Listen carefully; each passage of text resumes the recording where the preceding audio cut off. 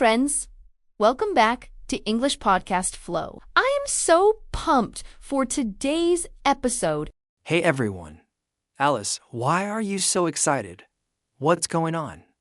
Because today we're talking about education. And Frank, I was just thinking about how confusing the American education system was when I first arrived. Oh man, I remember that too. Someone asked me, "What grade is your nephew in?" And I had no idea what grade meant in that context. Right? And don't even get me started on trying to explain my university major in English.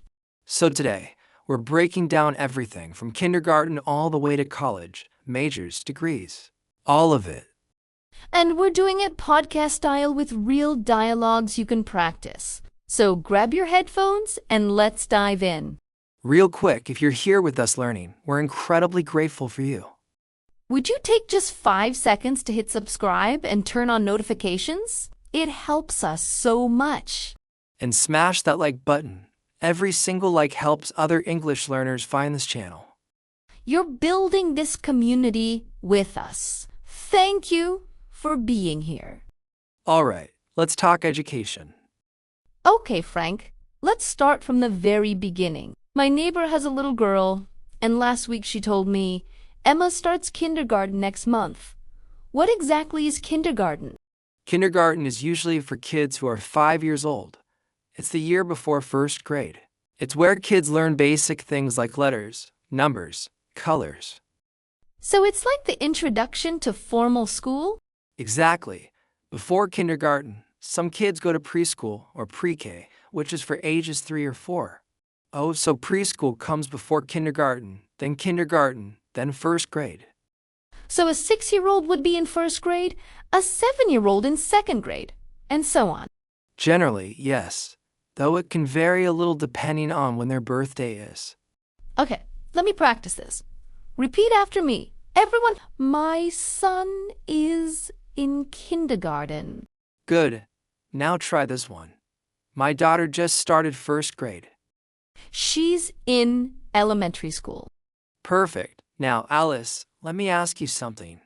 When parents talk about their kids' school, what kinds of questions do they ask each other? Oh, like, how does your son like his teacher? Or is your daughter adjusting to school well? Exactly. Let's practice a real conversation. Alice, you be parent A, I'll be parent B. Okay. Hi, how's everything going? Is your son enjoying kindergarten? He loves it. He's made some new friends already. How about your daughter? Wasn't she starting first grade? Yes. She's doing great. She's a little nervous about reading, but her teacher is really supportive. That's wonderful. It's such an important year. Okay, everyone, did you catch all that? Let's do it again. Slower this time. Try to repeat each line after we say it. Is your son enjoying kindergarten? Now you repeat that. Is your son enjoying kindergarten? He loves it. He's made some new friends already. Your turn. He loves it. He's made some new friends already. Great job. These are natural, everyday conversations parents have. All right? So after elementary school comes middle school, right? Yes, middle school is usually 6th, 7th, and 8th grade. Kids are usually around 11 to 14 years old. And then high school? High school is 9th through 12th grade. 9th grade is called freshman year. Wait, there are special names for each year? Yes, 9th grade is freshman year, 10th is sophomore year, 11th is junior year, and 12th is senior year. Okay, that's a lot. Let me practice. My nephew is a freshman in high school. Good. Try another. My niece is a senior. She's graduating this year. Oh, graduating means finishing school, right? Let's do a dialogue about high school. Frank, you're a parent. I'm a friend asking about your daughter. Okay. Hey, how's your daughter doing in high school? She's doing well. She's a junior now. Can you believe it? Wow, time flies. Is she thinking about college yet? Yes, she's starting to look at different universities. It's overwhelming. I bet. Has she decided on a major? Not yet. She's interested in science, maybe biology or chemistry. Perfect. Now, everyone, let's practice that. I'll say a line. You repeat it. How's your daughter doing in high school? Repeat. How's your daughter doing in high school? She's a junior now. Your turn. She's a junior now. Is she thinking about college yet? Repeat. Is she thinking about college yet? Excellent. Now, Frank, what about extracurricular activities? That's a big part of American high school, right? Huge. Extracurricular activities are things students do outside of regular classes, like sports teams, clubs, music programs. So you might say, my son plays on the soccer team, or my daughter is in the drama club. Exactly. Let's practice. My son is on the basketball team. My daughter joined the debate club this year. She's really involved in extracurricular activities. These phrases come up all the time in conversations about teenagers. All right, Alice. Now let's talk about college. This is where it got really confusing for me. Me too. First of all, is there a difference between college and university? Technically, yes, but most Americans use them interchangeably. A university is usually bigger and offers graduate programs. A college might be smaller and focus on undergraduate degrees. But you can say I'm going to college or I'm going to university, and both are fine. In American English, people usually say college. In British English, they say university. But Americans understand both. Okay. So when you first go to college, what year are you? Just like high school, freshman, sophomore, junior, senior. I'm a freshman in college, or I'm a college freshman. Right. And when you finish college, you get a degree. What kinds of degrees are there? The most common is a bachelor's degree. That usually takes 4 years. You can get a Bachelor of Arts, which is called ABA, or a Bachelor of Science, called ABS. And what's the difference? BA is usually for humanities and social sciences. BS is for sciences and technical fields. But honestly, both are undergraduate degrees. Undergraduate means you're working on your first degree, right? Exactly. After your bachelor's degree, you can get a master's degree, which is graduate level. That usually takes 1 to 2 years. And after that, A PhD, which is a doctoral degree, that can take anywhere from 4 to 7 years, sometimes longer. okay, let's practice a college conversation. I'll be a college student. You ask me questions. Hey, what year are you? I'm a sophomore. Cool. What's your major? I'm majoring in psychology. Nice. Do you know what you want to do after graduation? I'm thinking about going to grad school, maybe getting my master's in counseling. Perfect. Now everyone, let's shadow that. Repeat after Alice. I'm a sophomore. I'm a sophomore. I'm majoring in psychology. Say it. I'm majoring in psychology. I'm thinking about going to grad school. Repeat. I'm thinking about going to grad school. Excellent. Now, Alice, let's talk about majors and minors. Yes. Your major is your main area of study. Your minor is a secondary area.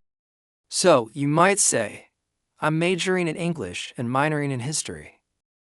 Or, my major is engineering. You can also say, I'm an engineering major. Let's list some common majors: biology, chemistry, physics, mathematics. English, history, political science, psychology, sociology. Business, economics, accounting, finance, marketing. Computer science, engineering, nursing, education. Art, music, theater, communications, journalism. Those are the big ones. Now everyone, practice saying, I'm majoring in, and then pick one. I'm majoring in biology. I'm majoring in computer science. Try it with your own major or the major you're interested in. Alice, let's talk about how to describe your own educational background. This comes up all the time in conversations and interviews. Right? Like when someone asks, where did you go to school? Exactly. You can answer with just the school name. I went to UCLA, or I attended Boston University. And if they ask what you studied, I studied economics, or I majored in business administration. what if you're talking about your degree? I have a bachelor's degree in engineering, or I hold a master's degree in education. Let me share my real answer. I went to community college for 2 years, then transferred to a 4-year university where I got my bachelor's degree in communications. That's great. You mentioned community college. That's a 2-year college where you can get an associate's degree. Right? And then you can transfer to a 4-year university to complete your bachelor's degree. Let's practice a full introduction. Alice, pretend we just met at a networking event. Okay. Hi, I'm Alice. Nice to meet you. Nice to meet you too. So, what's your background? I have a bachelor's degree in communications from State University. I graduated in 2018. Interesting. Did you always know you wanted to study communications? Not really. I actually started as an English major, but I switched during my sophomore year. What made you decide to switch? I took an intro to media class and fell in love with it. I realized communications was a better fit for my career goals. Perfect. Now let's shadow that conversation, everyone. Repeat after me. I have a bachelor's degree in communications.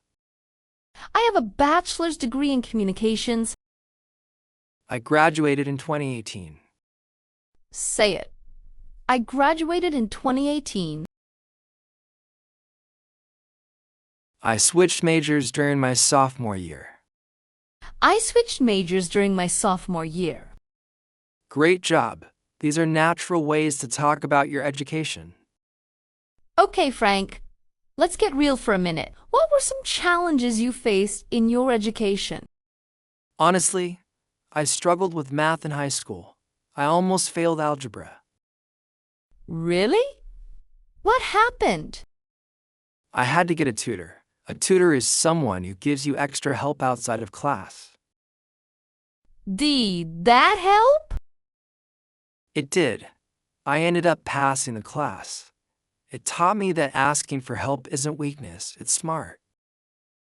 I love that. For me, the hardest part was adjusting to college. The workload was so much heavier than high school. How did you handle it? I had to learn time management. I started using a planner, prioritizing assignments, breaking big projects into smaller tasks. Those are great skills. Let's practice talking about educational challenges. I'll start. What was the hardest class you ever took? Definitely organic chemistry. I had to study for hours every day just to keep up. Did you ever consider dropping the class? I thought about it, but I knew I needed it for my major. I joined a study group and that made a huge difference. Now, everyone, shadow this. What was the hardest class you ever took? Repeat. What was the hardest class you ever took? I had to study for hours every day.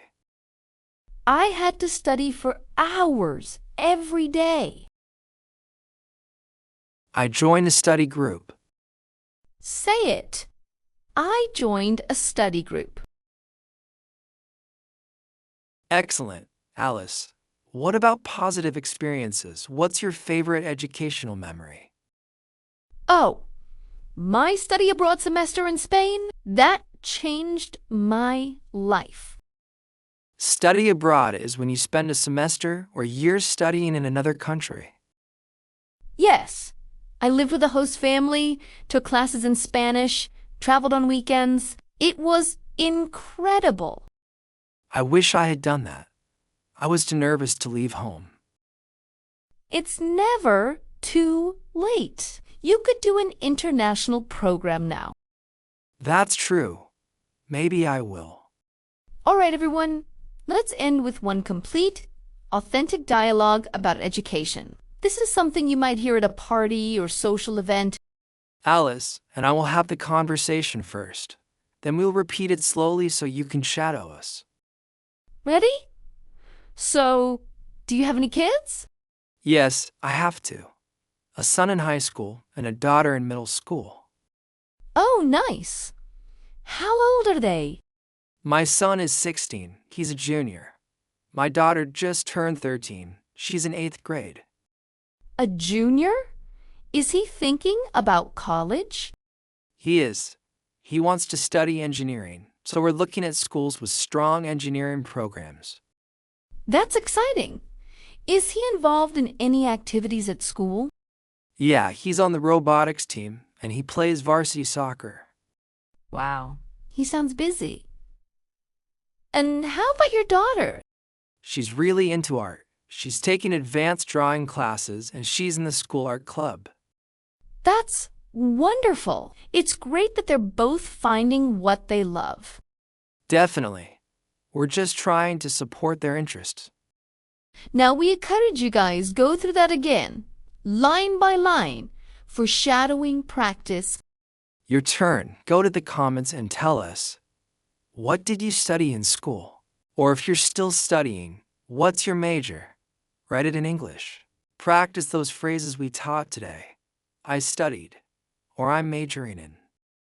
And tell us, what was your favorite class ever, or your most challenging one? We want to hear your education stories. Share with the community. Thank you so much for learning with us today. Education vocabulary is so useful for everyday conversations. Whether you're talking about your own education or asking others about theirs, these phrases will help you sound natural and confident.